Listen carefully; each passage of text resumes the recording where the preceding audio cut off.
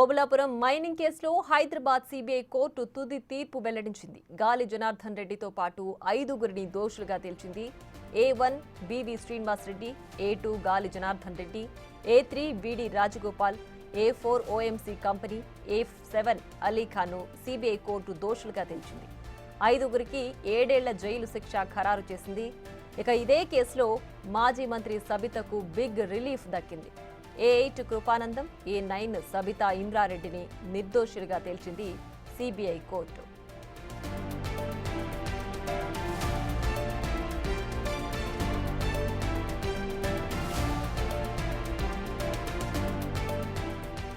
సుమారు 15 ఏళ్ల సుదీర్ఘ విచారణ తర్వాత ఓబులాపురం మైనింగ్ కేసులో తుది తీర్పు ఇచ్చింది సిబిఐ కోర్టు. ఈ కేసులో ప్రధాన నిందితులైన OMC company, BV Srinivas Reddy, Gali Janardhan Reddy, విడి రాజగోపాల్, కె మెఫజ్ అలీఖాన్ను దోషులుగా తేల్చింది. గాలి జనార్దన్ రెడ్డి సహా 5గురికి 7 ఏళ్ల జైలు శిక్ష ఖరారు చేసింది. దోషులకు 10,000 రూపాయల చొప్పున జరిమానా విధించింది. ఓఎంసీ కంపెనీకి మాత్రం 2 లక్షల రూపాయల జరిమానా విధించింది. ఈ కేసులో ఐఏఎస్ అధికారి శ్రీలక్ష్మిపై కేసును తెలంగాణ హైకోర్టు కొట్టేయగా సిబిఐ వేసిన అప్పీలు ప్రస్తుతం సుప్రీంకోర్టులో పెండింగ్లో ఉంది. సిబిఐ కోర్టు ఓబులాపురం కేసులో సంచలన తీర్పు వెల్లడించడం జరిగింది. అసలు కోర్టులో ఎలాంటి ఆర్గ్యుమెంట్ జరిగాయి, ఎలాంటి తీర్పు వెల్లడించిందో మనతో మాట్లాడడానికి సీనియర్ న్యాయవాది వెంకటేశ్వర్లు ఉన్నారు. అసలు ఎలాంటి తీర్పు వెల్లడించారు? ఈరోజు సిబిఐ ప్రత్యేక న్యాయస్థానం ఓబులాపురం మైనింగ్ కేసులో, సెన్సేషనల్ కేసులో ఈరోజు తీర్పు వెల్లడించడం జరిగిందండి. ఈ కేసులో మొత్తం 9 మంది నిందితులకు గాను ఒక నిందితుడు చనిపోవడం జరిగింది. మరొక నిందితురాలు సీనియర్ ఐఏఎస్ ఆఫీసర్ శ్రీలక్ష్మి గారిపైన హైకోర్టులో క్వాజ్ చేసినందుకు మొత్తం మిగతా 7గురు పైన ఇంక్లూడింగ్ కంపెనీ పైన విచారణ జరిగింది. ఈ విచారణలో భాగంగా సిబిఐ వారు మొత్తం 219 మందిని సాక్షులను విచారించారు కేసు నిరూపణ కోసం. తర్వాత ఈ కేసులో ఈరోజు సిబిఐ తీర్పు చెప్పిన తర్వాత 2 నిందితులను నిర్దోషులుగా ఈరోజు తీర్పు చెప్పడం జరిగింది. వారిలో సీనియర్ ఐఏఎస్ ఆఫీసర్ కృపానందం గారు మరియు మాజీ మంత్రివర్యులు సబితా ఇంద్రారెడ్డి గారు వారిపైన కేసు నిరూపణ కాలేదని చెప్పి తీర్పు చెప్పడం జరిగింది. మిగతా 4 నిందితులపైన కేసును నిరూపణ ప్రూవ్ అయింది కాబట్టి వారిపైన ఒక్కొక్కరిపైన 7 సంవత్సరాల జైలు శిక్ష విధిస్తూ ఈరోజు తీర్పు చెప్పడం జరిగింది. అంటే నిందితులు ఈ రోజే జైలుకు వెళ్ళే అవకాశం ఉంటుంది, అప్పీల్కి వెళ్ళే అవకాశం ఇస్తుంది. అప్పీల్కి పోయినా కూడా ఈరోజు కంపల్సరీ జైలుకి వెళ్ళాలండి. హైకోర్టులో అప్పీల్ చేసుకున్న తర్వాత వారు బెయిల్ తీసుకునే అవకాశం ఉంది. అంటే ఈరోజు నేరుగా జైలుకి కంపల్సరీ నేరుగా జైలుకి వెళ్ళాలి. ఇక్కడ బెయిల్ అనే ఆప్షన్ లేదు.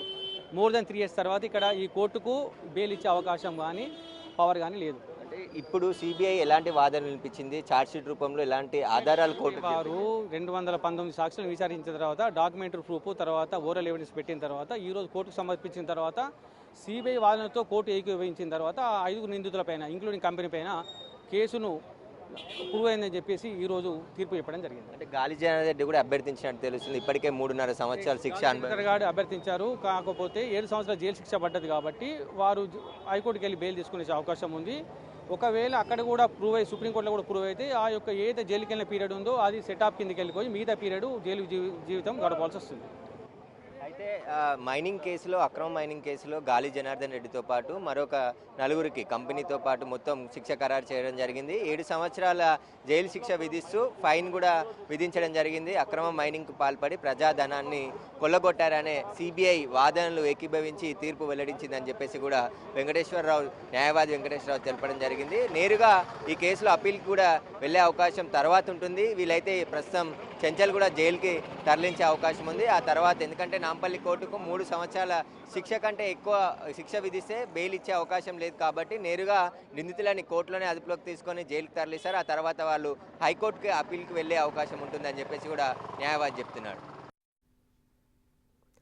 ఓఎంసీ అక్రమ మైనింగ్పై 2009లో కేంద్ర ప్రభుత్వం సిబిఐ దర్యాప్తుకు ఆదేశించింది. 2011లో మొదటి ఛార్జిషీట్ దాఖలు చేసింది. ఆ తర్వాత ఐఏఎస్ అధికారి శ్రీలక్ష్మి, గాలి జనార్దన్ రెడ్డి వ్యక్తిగత సహాయకుడు మెఫజ్ అలీఖాన్, 2004-2009 మధ్యలో గనుల శాఖ మంత్రిగా ఉన్న సబితా ఇంద్రారెడ్డి, అప్పటి పరిశ్రమల శాఖ కార్యదర్శి కృపానందంతో పాటు మరికొందరిని నిందితులుగా చేర్చింది. మొత్తంగా ఈ కేసులో 9 మందిని నిందితులుగా చేర్చింది. A1గా బివి శ్రీనివాస్ రెడ్డి, A2గా గాలి జనార్దన్ రెడ్డి, A3గా గనుల శాఖ అప్పటి డైరెక్టర్ విడి రాజగోపాల్, A4గా ఓఎంసీ మైనింగ్ కంపెనీ, A5గా లింగారెడ్డి, A6గా ఐఏఎస్ శ్రీలక్ష్మి, A7గా మెఫజ్ అలీఖాన్, A8గా మాజీ ఐఏఎస్ కృపానందం, A9గా సబితా ఇంద్రారెడ్డి పేర్లను చేర్చింది. ఈ కేసులో భాగంగా నాంపల్లి సిబిఐ కోర్టు 219 మంది సాక్షులను విచారించింది. 3,337 పత్రాలను పరిశీలించింది. 15 ఏళ్ల తర్వాత తుది తీర్పు ప్రకటించింది. మైనింగ్ చేయాలంటే ఇల్లీగల్ మైనింగ్ చేసి ఎక్కడి నుంచి మెటీరియల్ తీసుకురావాలి. ఏ ప్లేస్ నుంచి తీసుకొచ్చారనేది సింగిల్ ఎవిడెన్స్ కూడా లేదు. కానీ ఓవరాల్గా జనరల్గా వీళ్ళు మైనింగ్ ఇల్లీగల్ మైనింగ్ చేశారు, వేరే కర్ణాటక స్టేట్లోంచి తీసుకొచ్చారు ఐరన్ ఓర్ అని చెప్పారు. కానీ కర్ణాటకలో ఏ మైన్ నుంచి తీసుకొచ్చారు, మరి ఏ మైన్ నుంచి ఎంత తీసుకొచ్చారని మాత్రం ఎక్కడ ఎలాంటి ఆధారాలు లేవు. Is only conviction was given, moral conviction మాత్రమే. ఎందుకంటే main allegation is illegal mining. Illegal mining ఎక్కడ చేశారు, ఎంత చేశారు అనే దానికి there is no single evidence. 866 కోట్లు అనేది వాళ్ళు వే క్యాలిక్యులేషన్స్. వాళ్ళు చెప్పేది ఏంటంటే ఇంత మెటీరియల్ తీసుకొచ్చారు, అది ఇల్లీగల్గా తీసుకొచ్చారు, దాని అమౌంట్ 884. అసలు మేము రికార్డు ప్రకారము వాళ్ళే ఎగ్జామ్ చేశారు ఏంటంటే మైనింగ్ రేజింగ్ కాంట్రాక్ట్కి ఇచ్చారు. మైనింగ్ రేజింగ్ కాంట్రాక్ట్ ప్రకారం రికార్డ్స్ ప్రకారము 1,52,00,000 మెట్రిక్ టన్స్ మేము రేజ్ చేశామని చెప్పి మనకి ఇల్లీగల్ మన కాంట్రాక్ట్ తీసుకున్న వాళ్ళు చెప్పారు. మేము లీగల్గా as per the ATM records with permits 1,40,00,000 permits ఉన్నాయి.